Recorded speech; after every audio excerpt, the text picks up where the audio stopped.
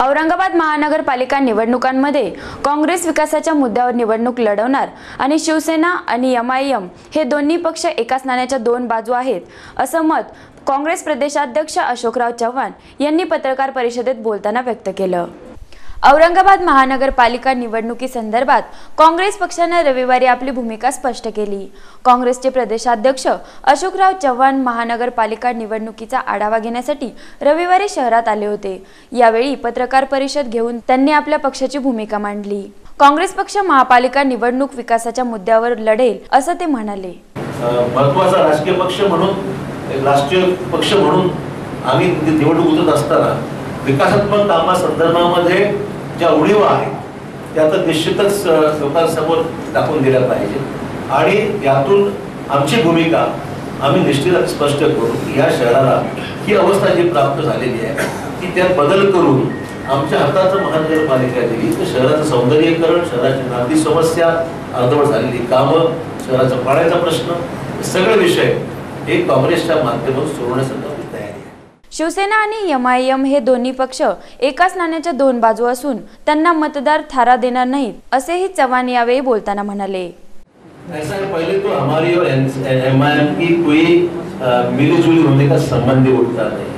हमारा उनसे कोई तालमेल होने का संबंध नहीं है। उनकी आइडियोलॉजी अलग है, उनकी आइडियोलॉजी से हमें कोई लेना देना नहीं। उनका पक्ष अलग है, हम लड़ते हैं। और मैंने जैसे कहा कि बीजेपी और एनसीपी ये क्या करते हैं, उससे हमें क्या करें, उनके पार्टी का मसला है। हमारी भूमिका महाराष्ट्र में स्पष्ट है, हम विरोधी पक्ष में बैठे हुए और विरोधी पक्ष का कंस्ट्रक्टिव अपोजिशन का हमारा रोल प्ले करेंगे। शिवसेना भाजपाची गेल्या 25 वर्षापासून महानगरपालिकेत सत्ता आहे। औरंगाबाद शहराची अत्यंत दुर्दैवी अवस्था त्यांनी केली आहे। त्यामुळे जनतेने यावेळी काँग्रेसच्या हातात सत्ता द्यावी असं चव्हाण यांनी मतदारांना आवाहन केलं।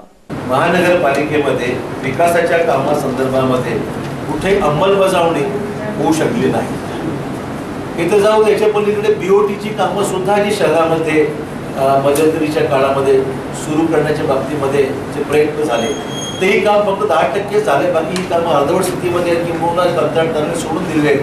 अशा प्रकारची अवस्था या शहरामध्ये आज निर्माण झाली। म्हणजे एकंदरीत सगळ्याच कामासंदर्भामध्ये एकंदरीत कामच व्हायचं नाही, होऊ द्यायचं नाही किंवा रिंगण दिली आहे।